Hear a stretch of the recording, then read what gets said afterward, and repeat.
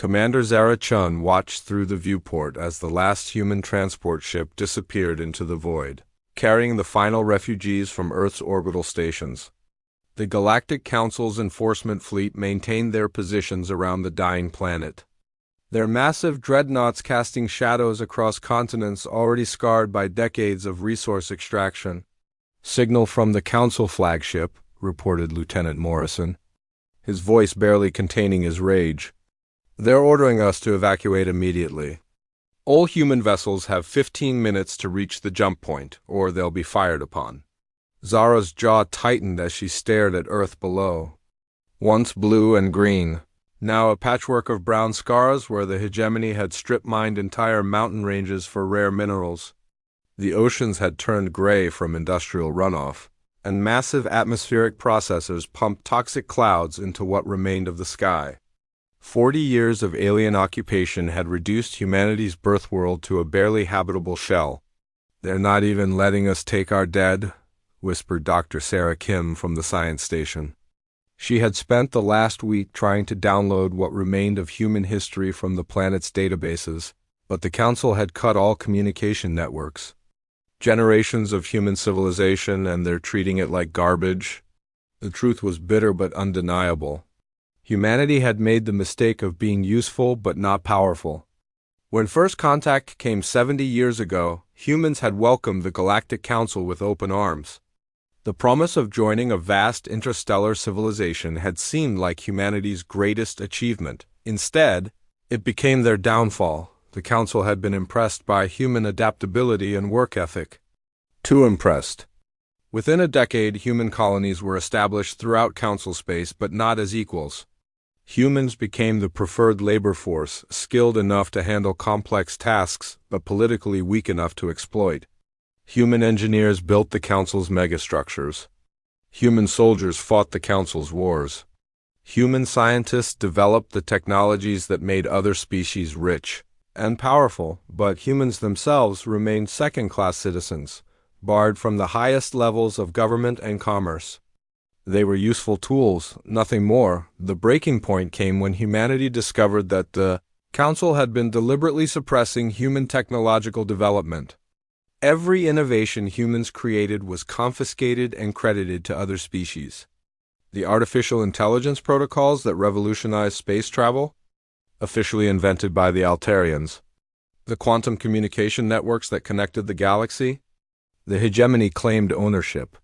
Even the enhanced food production systems that ended famine across dozens of worlds bore the mark of Zethkari corporations. Not human ingenuity. When human activists began demanding recognition and equal rights, the Council's response was swift and merciless. Earth was declared a security risk. Human colonies were disbanded. The species that had built so much of the Council's infrastructure was suddenly branded as dangerously ambitious and potentially destabilizing. The exile order came with clinical efficiency. All humans had 30 days to leave Council space forever. Any who remained would be considered hostile forces and eliminated. 43 billion people were given a month to abandon everything they had built across dozens of star systems.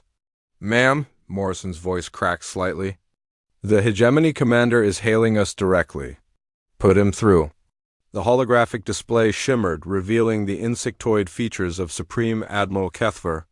His compound eyes reflected no emotion as he delivered his final message to humanity's representatives. "Commander Chun, your species has been granted significant mercy in this transition. Do not test the Council's patience with delays or protests. You have what you came for, your people's lives. Be grateful that more blood was not spilled." "Grateful?" Zara stepped forward, her hands clenched behind her back. "You strip mine our homeworld, steal our innovations, scatter our people across the void, and we should be grateful?" Kethver's mandibles clicked in what might have been amusement. "Your species always possessed an inflated sense of its own importance. Perhaps isolation will provide needed perspective. The galaxy will function perfectly well without human interference." "You built your prosperity on human backs?" Dr. Kim interjected from her station. "Our engineers, our soldiers, your replacements are already being trained." Kethver cut her off. The Vorthaki are nearly as adaptable as humans, and far more unmanageable. Within a generation, no one will remember that humanity ever existed. You are a footnote in galactic history, nothing more. The transmission ended, leaving the bridge in silence. Through the viewport, Zara could see Council ships already moving toward Earth's surface. They would complete the resource extraction, strip away anything of value, and leave the planet as a dead rock floating in space. Within a few years, even that would likely be broken apart for raw materials. "Where do we go, Commander?" asked Morrison. "The outer colonies are gone? The mining stations have been dismantled. We have 200 million people in the refugee fleet, and nowhere to take them." Zara turned away from the viewport, her mind racing through possibilities. The galaxy was vast, but the Council controlled all the habitable systems, all the trade routes, all the resources needed to sustain a technological civilization. They were being cast into the empty spaces between stars, expected to simply vanish quietly. "The frontier," she said finally. "Beyond the Helix Nebula, where their sensors can't reach." Long-range surveys detected potentially habitable systems out there, but the Council never bothered to explore them. Too far from the trade lanes, too dangerous, not worth the effort. Dr. Kim pulled up star charts on her display. "Commander, those systems are at the very edge of our fuel range. If we're wrong about habitability, if there's nothing out there, then we die as free humans instead of living as slaves," Zara replied. "Send the coordinates to all ships in the fleet. Full burn toward the frontier. We'll find a place the Council considers worthless, and we'll make it ours." As the human fleet accelerated away from their former home, Supreme Admiral Kethver was already filing his final report with the Council. The human problem had been solved with minimal fuss. The species would either die in the empty reaches of space or eke out a primitive existence on some barren world far from civilization. Either way, they would never again challenge the established order. The Galactic Council had ruled for 10,000 years by maintaining careful balance. Useful species were cultivated and controlled. Dangerous ones were eliminated or exiled. Humans had fallen into the unfortunate category of being both useful and potentially dangerous. Their exile was merely another example of the Council's efficient governance. What the Council failed to understand was that humans had learned more than engineering and science. During their decades of servitude, they had learned how the galaxy really worked. They had seen the inefficiencies and corruption that the Council preferred to hide. They had mapped every trade route, studied every technology, observed every weakness in the vast bureaucratic machine that ruled known space. Most importantly, they had learned to hate with a quiet, burning intensity that would not be extinguished by exile or time as the fleet jumped into hyperspace. Heading for the unknown regions beyond the frontier, Zara Shun made a silent promise. The Council thought they had removed a problem by banishing humanity. Instead, they had created something far worse, an enemy with nothing left to lose. Carrying the knowledge and skills of the civilization that had cast them out, the galaxy would learn that overlooking humanity was the greatest mistake in its history. But that lesson would come later, when it was far too late to matter. For now, humanity would disappear into the darkness between stars, forgotten and dismissed by the powers that ruled the galaxy. But in that darkness, something new would be born from the ashes of the old world, something the Council could never have anticipated or prepared for. The exile had begun, but it would not end the way anyone expected. 5 years after the exile, the human settlement on Kepler 442c bore little resemblance to the desperate refugee camp it had once been. What started as makeshift shelters built from salvaged ship hulls had grown into a sprawling complex of interconnected domes and tunnels, each one carefully designed to maximize efficiency and minimize resource waste. Dr. Sarah Kim stood in the central observatory, watching the sunrise paint the alien landscape in shades of amber and gold. The planet's twin suns created longer days than Earth had known, but the human circadian rhythm had adapted surprisingly well. Children born here in the last few years seem to thrive on the extended daylight cycles. "The hydroponics bays are running at 97% efficiency," reported Marcus Webb. the settlement's agricultural coordinator. We should have surplus food production within the year. Amazing what you can accomplish when you're not sending half your harvest to pay tribute to alien overlords.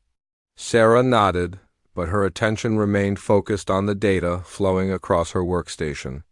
Since arriving in this forgotten corner of space, she had been conducting surveys of nearby star systems, searching for resources and potential threats. What she had found was both encouraging and puzzling. "Marcus, look at this," she said, highlighting a section of her display. "The mineral surveys from the asteroid belt in the Tau system. The concentration of rare Earth elements is 3 times higher than anything we encountered in Council space." Marcus frowned as he studied the readings. "That doesn't make sense. The Council told us these frontier regions were resource poor. That's why they never bothered exploring them." "The Council lied about a lot of things," Sarah replied grimly. "I'm starting to think they knew exactly how valuable these regions were. They just wanted to keep other species from finding out." Across the settlement, similar discoveries were changing humanity's understanding of their exile. In the engineering district, teams led by former council workers were developing new technologies at a pace that would have been impossible under alien oversight. Without the bureaucratic restrictions that had stifled human innovation for decades, brilliant minds were finally free to explore their full potential. Elena Vasquez had been a mid-level technician on a council orbital platform before the exile. Now she was the lead designer on humanity's most ambitious project, a completely new approach to faster-than-light travel that bore no resemblance to council technology.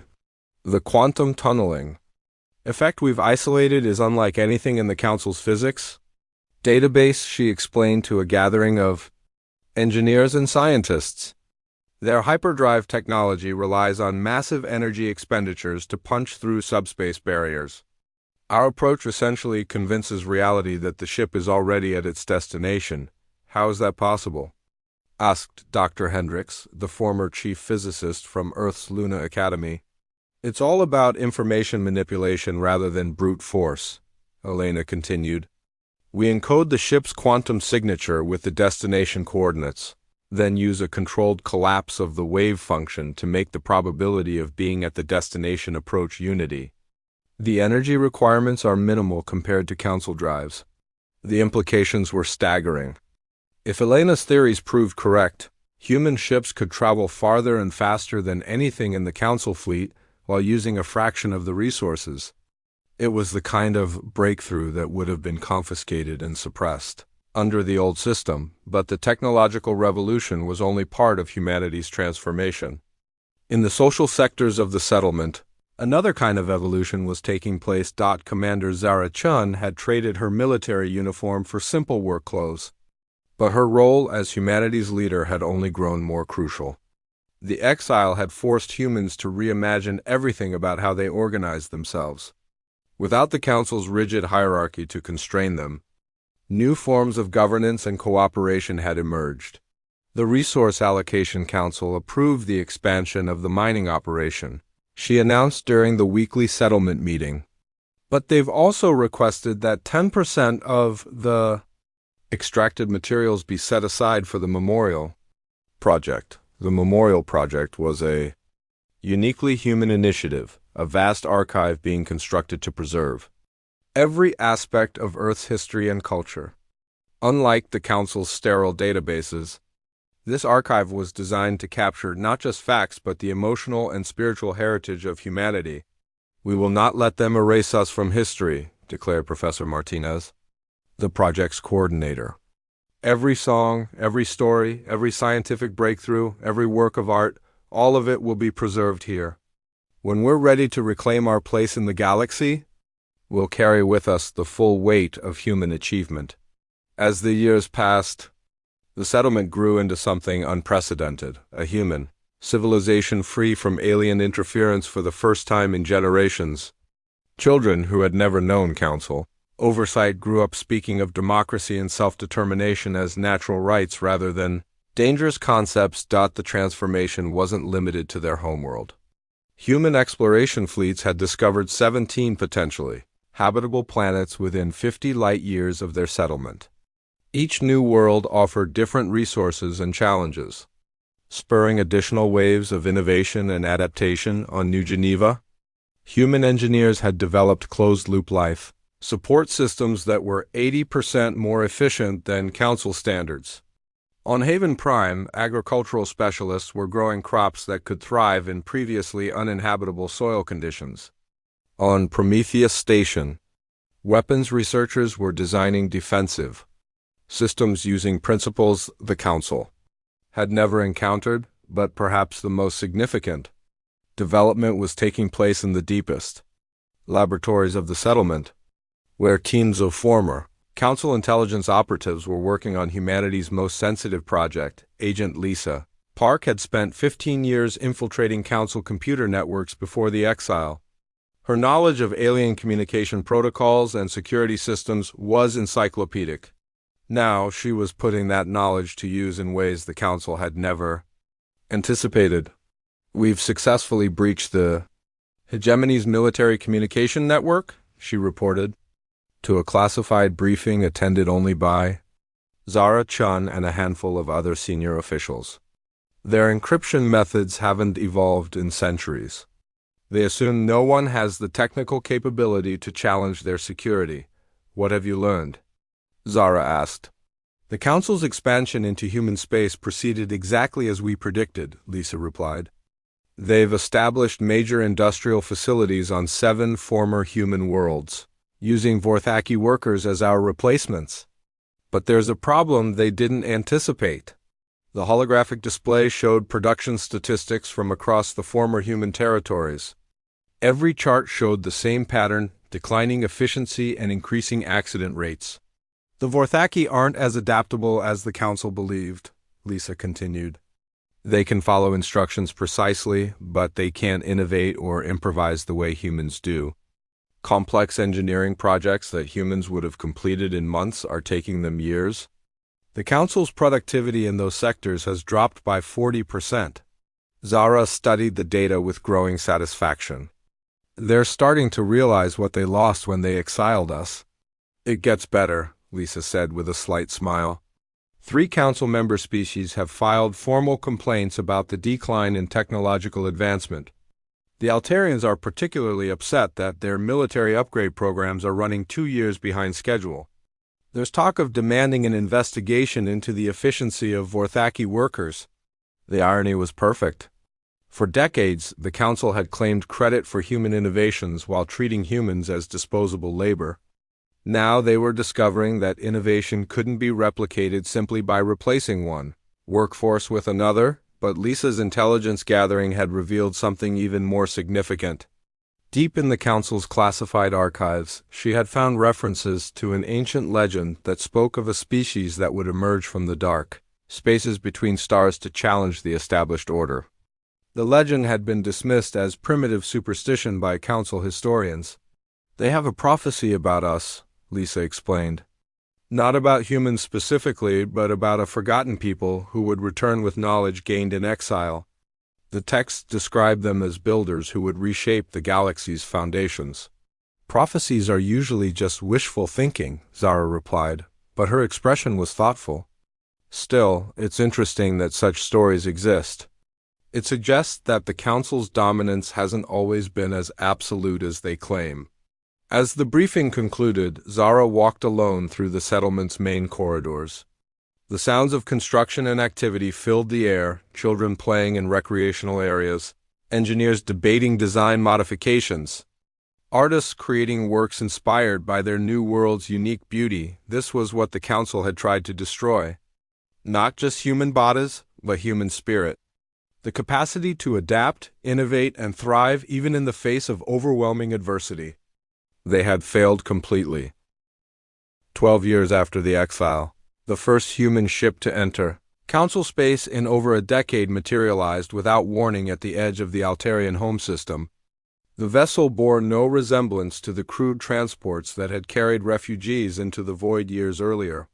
Sleek and angular, its hull seemed to absorb light rather than reflect it, making it appear as a dark slash against the stars.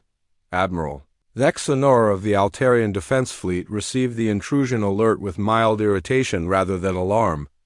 A single unknown vessel posed no threat to the most heavily defended system in Council space. His response was automatic and dismissive.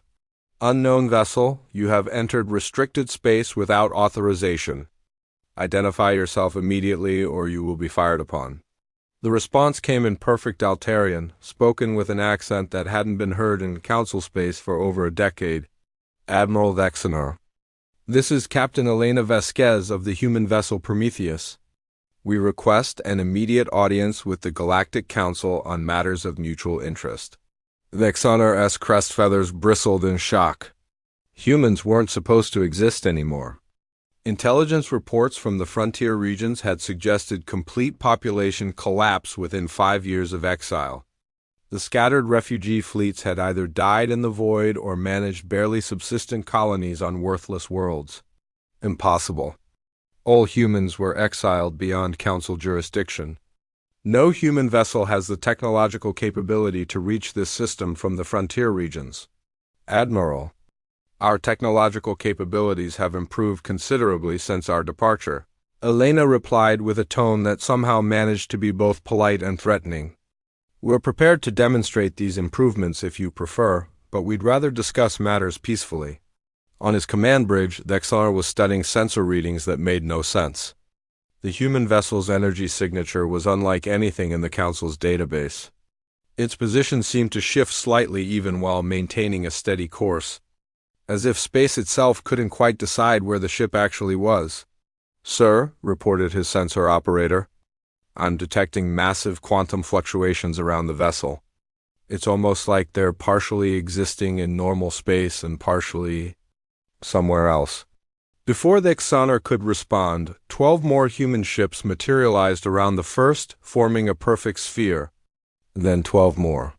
Within minutes, over 300 vessels had appeared in the Altarian system, each one as technologically impossible as the first, the largest ship. A massive construct that dwarfed even Altarian dreadnoughts moved to the center of the formation.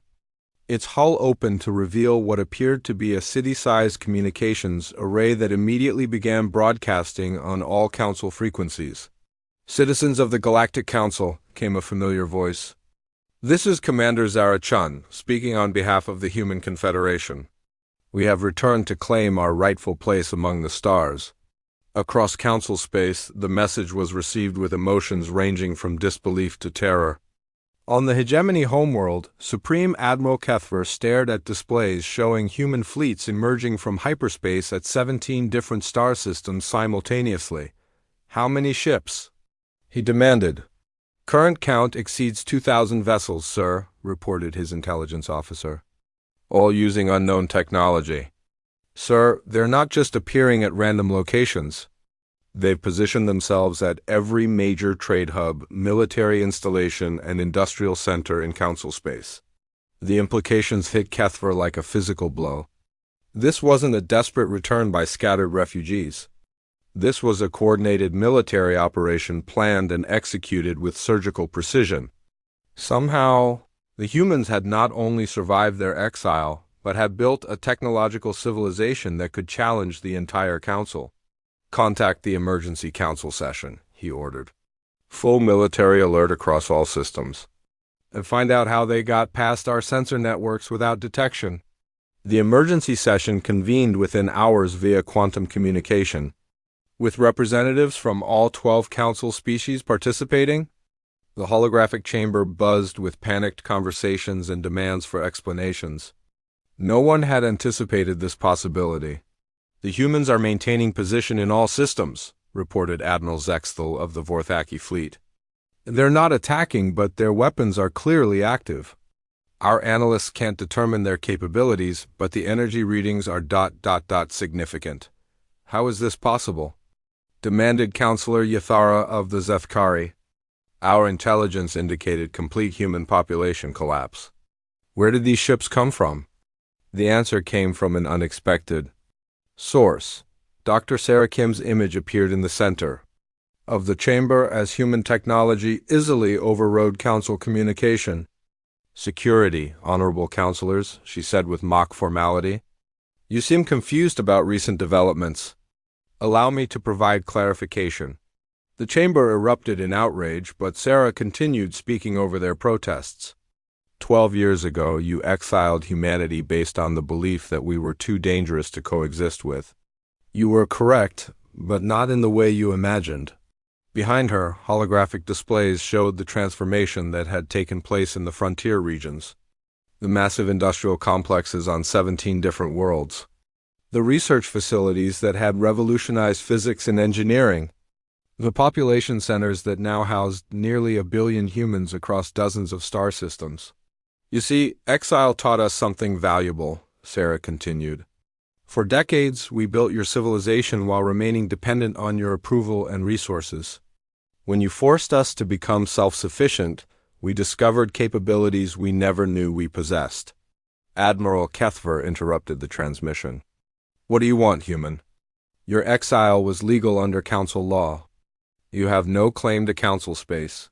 Elena Vasquez appeared beside Sarah, her captain's uniform bearing insignia that no council member recognized.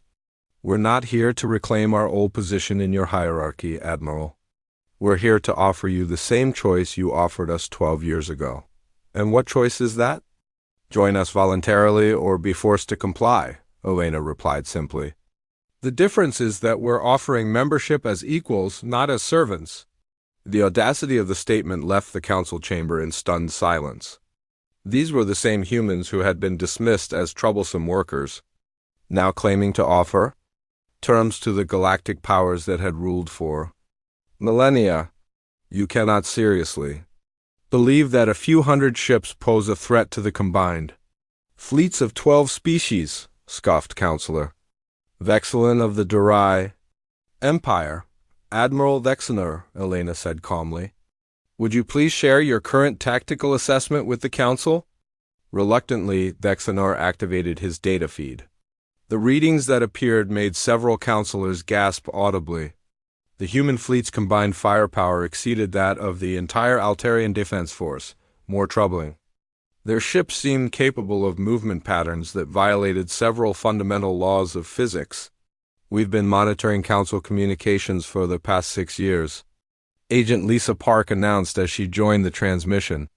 We know about the productivity declines in former human territories. We know about the technological stagnation since our departure. We know about the internal disputes over resource allocation and military preparedness. The intelligence revelations struck home. Every piece of classified information Lisa revealed demonstrated how completely human agents had penetrated Council security. The supposedly inferior species had been watching their former masters with perfect clarity while remaining completely invisible themselves. You built your civilization on human innovation while claiming credit for our achievements, Commander Zara Chun said as she took control of the transmission. Now you're discovering that innovation can't be replicated by simply replacing one workforce with another. She was right, and every council member knew it. The past decade had seen a steady decline in technological progress. Projects that would have been completed routinely under human supervision had become expensive failures. The advanced physics research that had driven galactic expansion had ground to a halt without human scientists to push the boundaries of knowledge. The Galactic Council has ruled for 10,000 years through a simple principle, Zara continued. Useful species are controlled and exploited. Dangerous species are eliminated or exiled. You made the mistake of believing humans could only be useful, never dangerous. On screens throughout Council space, human achievements from the frontier regions continued to display. Cities that made Council urban centers look primitive. Manufacturing facilities that produce materials superior to anything in the galactic database. Weapons technology that rendered Council military advantages obsolete. We're not seeking revenge, Zara clarified. We're offering partnership. True partnership between equals. Join the Human Confederation and benefit from the innovations we've developed in exile. Continue to oppose us and discover what 12 years of unrestricted human ingenuity has produced in the way of military technology. The choice was stark and undeniable. The species that had been dismissed as expendable labor had returned as the most advanced civilization the galaxy had ever seen. The exile meant to eliminate the human problem had instead created a power that dwarfed the Council's capabilities.